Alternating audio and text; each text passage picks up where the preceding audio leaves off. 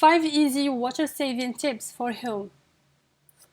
In this video, I'll share 5 simple tips to save water at home. These easy-to-implement habits will help you conserve water and reduce your environmental impact. Let's dive in. Tip 1. Low-flow shower heads. Install water-efficient shower heads to enjoy a refreshing shower while minimizing water usage. Tip 2. Fix leaks. Regularly check faucets, toilets, and pipes for leaks. Promptly repair any leaks to prevent water wastage. Tip 3. Laundry practices. Optimize water usage by doing full loads of laundry and using eco-friendly wash cycles when possible. Tip 4.